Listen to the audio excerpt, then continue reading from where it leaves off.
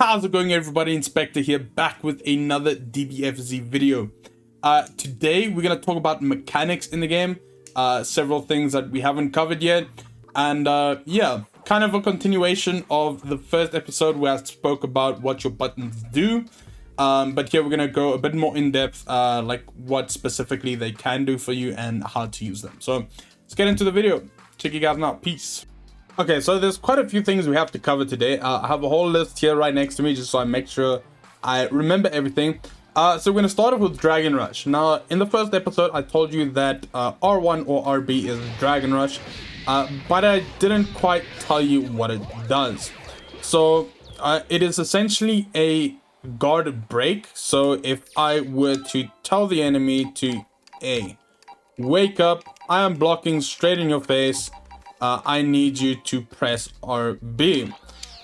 He cannot do anything to me unless he does an overhead, but we'll come to get to that later.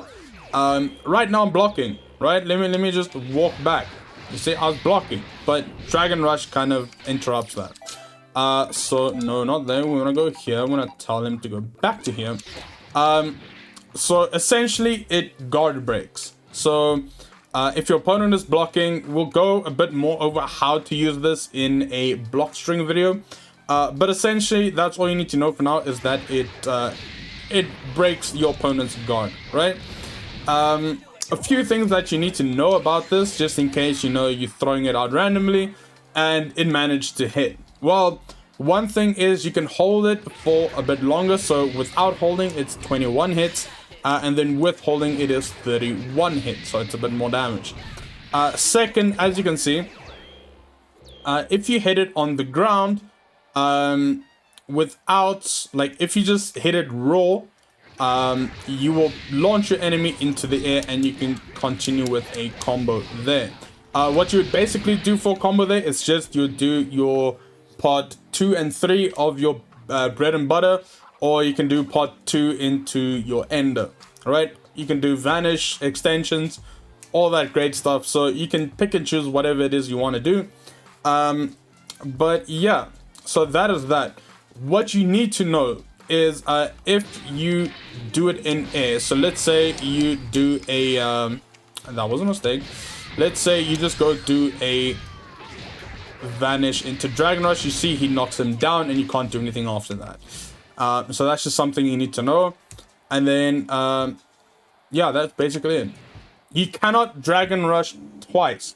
So I cannot start with a Dragon Rush, do some sort of a combo, vanish, and then Dragon Rush again. You see it misses, even though it usually would hit. So just keep that in mind.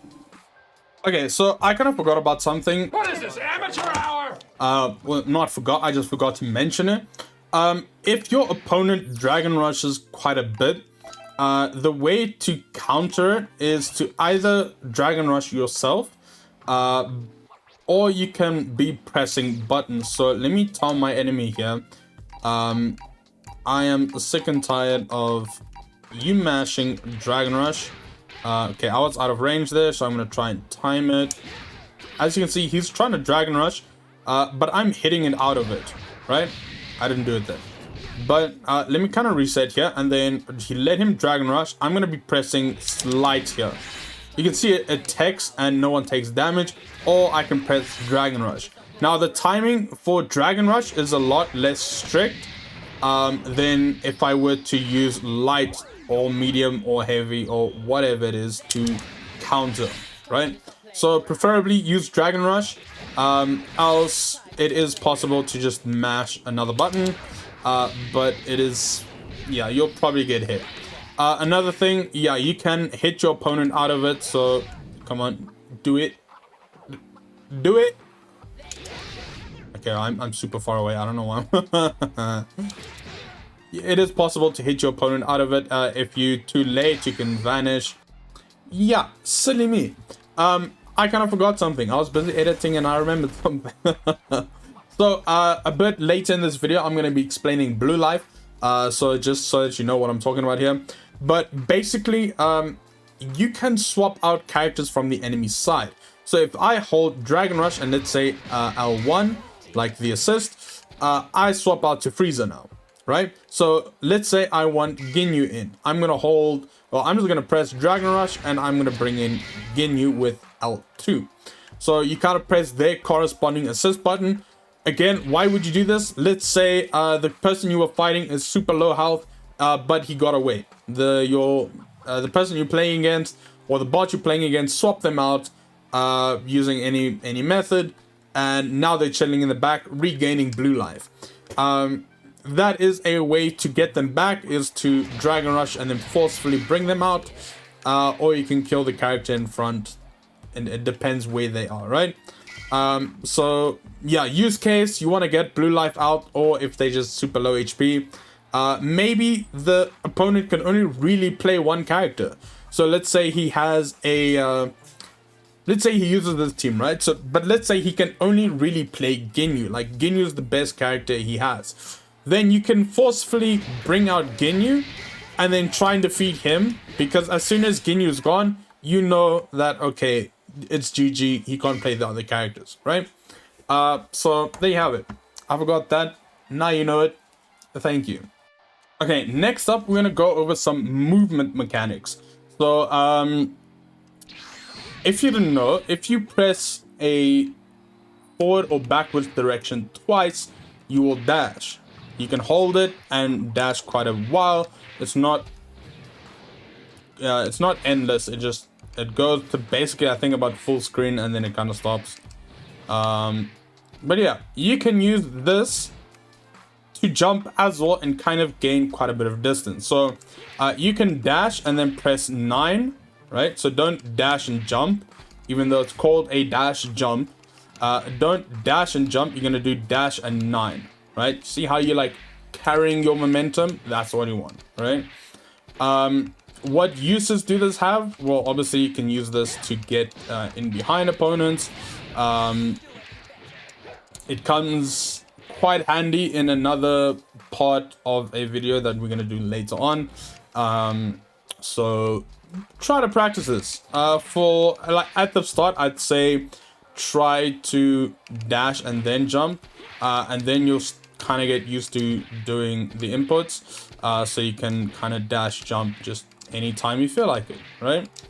Obviously it's a lot better than just trying to like jump away like this. You cover more ground, and it's a lot better in the end. Then the second piece that we're going to work on is a super jump. Now, you can jump twice in this game, right? So the highest you could do for just a regular jump or double jump is about, I'd say, the height, just the beginning of the roof in the background, right? The tall one, not the short one. So, but there is a bigger jump that you can do, and that is done by holding down before you go up, or pressing down, sorry. So you literally just do that, right? And then you can double jump again on top of that. Now, why would you do this? There's quite a few reasons. So if you do down and then like 7 or 9, you know, you can float quite a far away, and this gives you a floating mechanic. So if you pay attention, I can do just a normal super jump and then hold 7, and you can see I'm floating backwards, or again float, hold 9 and I can float forward. That's not the only thing you can do. You can hold down and you can fall down a bit faster. So this is the regular speed, and then this is me holding down. That's a bit faster. You can also hold up to kind of stay up there for quite a while. Again, why would you want to do this? Well, if you are floating around, there's some characters that uses a lot. You can literally just swap sides, you know, so you fake out going that way, and then just, whoops, I'm kind of double jumping, and then you kind of just come back, and oh my god, they just got mixed. You're a pro now, congratulations. But some characters have this built in. So for example, Goku Black on ground 214 moves. You can see he teleports like this, but what you didn't know is he has float. So I'm holding 7, and I'm floating backwards. I can hold 7 and I'm floating towards. I can also my mistake. I can also hold down, or I can hold up. I can do whatever it is I feel like. Something that we're gonna cover in a second is a instant air dash. So you can do that as well. So yeah, very useful trick to know.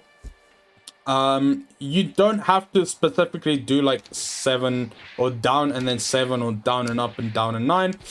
You can kind of roll your fingers, so you can kind of do like almost a half circle starting from down going up in either direction, and you can super jump.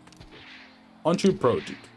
Okay, now we're gonna go over instant air dashing. You probably see me do this a lot, you know, when I'm trying to do something and then, okay, something ended, but I have to kind of do it from this side again. So you've seen me do this quite a few times. Now, how do you do this? There's actually 2 ways.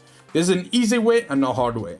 The easy way is to do up 7 and then 6, so 8, 7, 6 to be precise, and then super dash, right? Now, as you can see, this is easy, but it has its downfall. I'll explain it in a bit. The hard way is to actually just input it, but instead of doing 8, 7, 9 or 8, 7, 6, you're just gonna do 7, 6, all right? Now, this is a harder way, but I would prefer that you guys learn this way. Reason being, if you can get good at it, which, as you can see, I am not, you can dash backwards and forwards, right? If you do this short way, or the easy way, you cannot. So I'm literally doing the same input, but just backwards, you cannot. Your character will let you super dash, and obviously that can be a bad idea. So I'd prefer for you guys to use the 7-6 method. So doing it manually. Try get good at that. But if you, like, just for the life of you cannot, then you can use the super dash option, which is totally fine. So how I kind of just dash backwards is I kind of just jump dash. It's probably a bad idea, but hey. That's how I compensate, right? Now, use for this would be covered more in depth in a block string video. All right, what we're gonna go over now is blue life. So you might have heard this term before, but you just don't quite know what it means. So, like you can see, Frieza's full HP, right? If I damage him there, you can see there was a flash of red, and now his health bar is yellow with a tiny bit of blue. So I'm going to do it again just to make it a bit more obvious. So let's go about there, right? Now, as of right now, this blue life means nothing, right? However, if you change characters, so let me forcefully change them, you can see that slowly but surely that blue life is healing, or his health is healing to the blue mark, should I say, right? Now, if I bring Frieza back, he has a bit more HP than he did last time, right?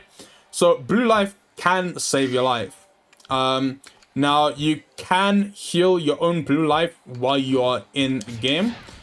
So, for example, Frieza, be a darling, and just attack me here a few times. So, you know what? Let's... shall I tell you to do a super... Sure, why not? Let's do a super... There you go. Frieza, be a darling and hurt me real bad, right? Alright. So, there's blue life. We'll take another hit. Why not? Frieza, you need to aim, bro. There you go. Okay. So now, I can spark, which is done by right trigger and right button, or R1, R2 at the same time. Boom. And you can see I'm healing my blue life, right? So, Spark also gives you a few other advantages. I'll do a video separately on that. But as of right now, that's kind of all you need to know about blue life. It is important that you try and manage this, especially for your team, and kind of on the enemy team. So let's say I just did a raw level 3 here. If you just did a raw level 3, all this damage that he took now is blue life. So if I am Frieza, I want to get out. I want to be like, nope, thank you. I don't want to be there. But now as an enemy, or now I'm against Frieza and I'm like, that's a lot of blue health. You're going to heal a lot. Let me bring him back and boom. All that blue life is now gone. He cannot regain it. So try to manage the blue life on either side. If you have a lot of blue life, swap out. Because it can literally save you the game. Alright, that's going to be it for today's video, guys. I hope you guys enjoyed the video. If you liked the video, please like and subscribe. Join me on Discord and follow me on Twitter. That'd be a great pleasure to have. And then, yeah, this one was quite a bit of more talk than show, really. It's not really much to show. Just kind of speak about what it is you're doing and just need one example. So, yeah, that's it. But yeah, I hope you guys enjoyed the video. I'll check you guys in the next one. Peace out.